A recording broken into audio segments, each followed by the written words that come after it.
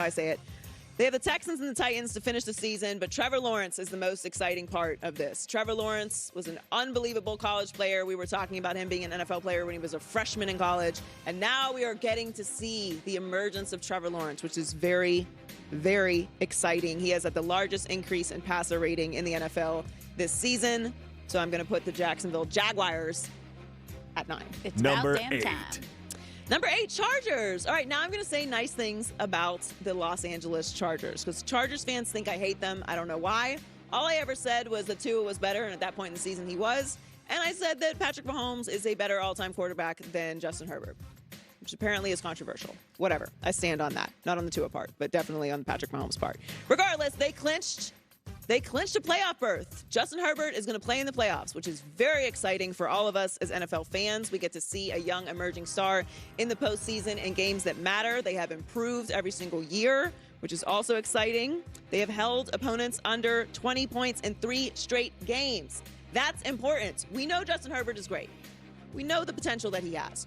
But can the defense complement and help them out? And now they are. You have Brandon Staley as a defensive coach, and he is finally getting them into gear. They're getting healthy at the right time, trending into the playoffs. They've got 2 easy games to finish, Rams and then at the Broncos, who are a complete disaster. So congrats to the Chargers going to the playoffs, and they are at number 8. Number 7. Vikings. All right. At one point in the season, Vikings fans were also mad at me. Look, everyone's always mad at me. It's fine.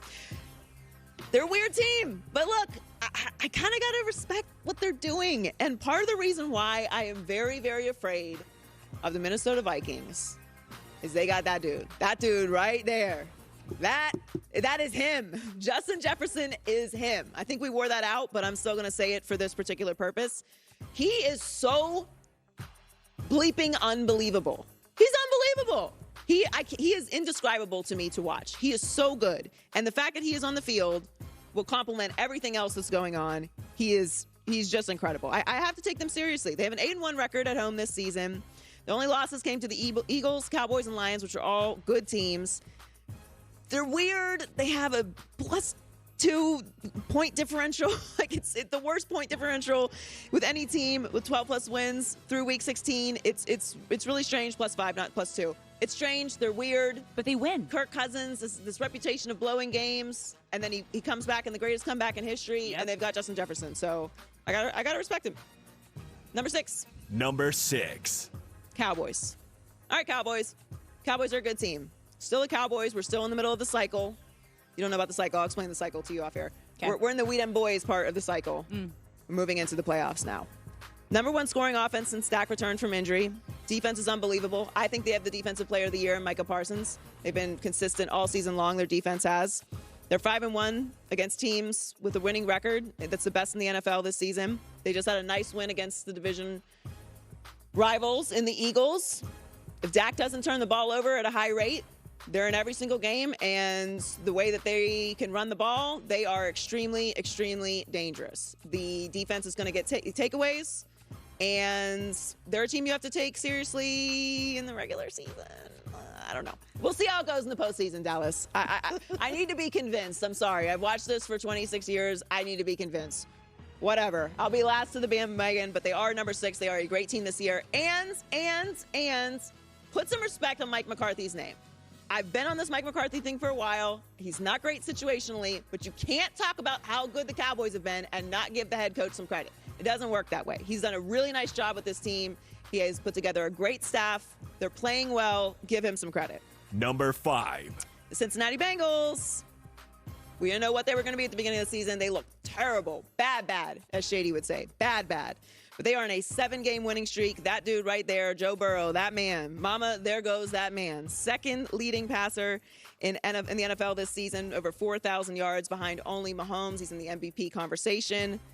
They have been playing some unbelievable football as of late, and they were in the Super Bowl last year. So here we go again. Number 4. The Bills, 6-game winning streak, number 1 seed in the AFC. They have clinched their 3rd consecutive AFC East division title. Only 24 giveaways in the offense. They don't turn the ball over. They are a very strong team. Josh Allen is, of course, very talented. They are on pace and chugging away. They had a little clunkiness early in the season, but they've gone back on track. The offense isn't quite firing the way you would want them to, but like I said, they don't turn the ball over. They have the Bengals and the Patriots to finish the season. Number 3. The Chiefs have won 8 of their last 9 games. They have that man, Patrick Mahomes. He's pretty good. Pretty good player, Patrick Mahomes. They have Travis Kelce. They have Andy Reid. Third team in NFL history with 5 consecutive seasons with 12-plus wins. We kind of have gotten bored of the Chiefs. They're still really awesome. We didn't know what they were going to be without Tyreek Hill. They're still really awesome, and it's because of Patrick Mahomes, who will probably win the MVP this year, and it's deserved. He's having an unbelievable season, and they are great. Number 2. The San Francisco 49ers. Ooh. With Mr. Irrelevant, Brock Purdy, who has completely shed that title, by the way, had a birthday the other day. Brock Purdy, growing up before our eyes, he has been unbelievably impressive. Kyle Shanahan, it doesn't matter who you put in there, they're going to win games. Their defense is generational. It's terrifying. They are firing on a level that they make other teams look like they're playing a different sport. The 49ers are so good. They are so terrifying. And I wasn't sure I could buy into the story that the last pick in the NFL draft, the 7th round rookie, could possibly take this team all the way, but I'm bought in now. And man, that is going to be a great movie one day. That's just gonna have all of us in our seats watching if they pull that off. And number 1 is the Eagles. Number 1 is the Eagles. Let's bring in LaShawn Shady McCoy of Speak, my co-host on Speak on FS1, to talk about the Eagles. What do you think of my power ranking, Shady? Shady. What's up? Yeah. 2 times? Love it. I love the team right here. It's for you. Just for we you. make it cozy around here. LaShawn Shady McCoy, 2 Super Bowls, 6-time Pro Bowler, 2-time All-Pro. Eagles leading rusher in franchise history. Do you still feel like the Eagles are the best team in the league? I do. I truly believe that. I think I got some good news, right? Lane will not need surgery till after That's the great season. news. So that's always great. If you know the record when Lane doesn't play, I won't tell you because it's not good. Not good. And then Jalen Hurts, our MVP. We get him back. I heard that things are going good for him. I'm not sure if he'll be playing in the regular season anymore, but I know in the playoffs he'll be ready to go. We get the bye week. We're a dangerous team. Even losing to the Cowboys, you see how dangerous we really are. Like, let's think about it. When we ever have 4 turnovers in one game, right? The best thing about the Eagles were we don't turn the ball over. So you look at the game. Yeah, we lost against the Cowboys. They played an excellent game. Dak really, he showed off, right? The defense, 40 points? A 40 burger with like extra cheese, extra, come on. That won't happen again against the Birds. 3rd and 30, right? Come on. So I just think that I'm happy with the Birds. It's hard to go this far with winning so many games, right? I think the playoffs will be ready to roll.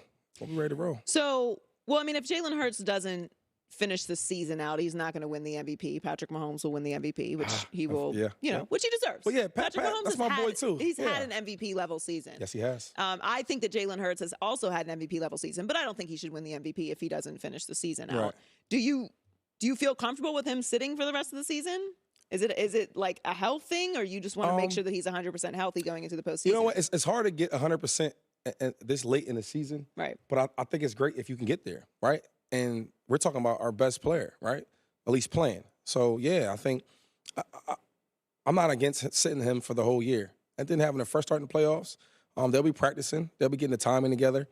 He runs the ball enough where he takes hits. So I think it's better for him to rest that body up, rest that arm up, especially the right arm, and get back to winning games and scoring touchdowns. We're talking to Shady McCoy, my co-host on Speak on FS1, 4:30 p.m. Eastern. Just a little while from now. I'll be on there later. We'll be arguing about something. Or we actually agree a lot. Yeah, we agree a lot. We agree on a lot It's of the things. It's the other guy. Dave Allen and Emmanuel Acho. We'll have Emmanuel on later on the show today. Joy Taylor in for Colin Cowherd. So we talked at the beginning of the season about Jalen Hurts, and you guys weren't so sure because you and Emmanuel obviously have Eagles ties. If they were going to commit to him after the season, you think he's done enough that he's going to be the guy moving forward? I think so. I think in the beginning of the year, I didn't know. I'm just going to be honest. I didn't know. The Jalen Hurts that I seen last year, right, to this year, it's a totally different person. Like, if they had 2 different numbers out there, 2 different people. And that just shows you the dedication, the hard work that he put in on the offseason, right? And then I think Coach Sirianni, like, I give him a lot of credit. and also Howie for putting the team together and also giving him some help. A lot of times with these coaches, they get so arrogant. I draft you, you're going to fit into my scheme.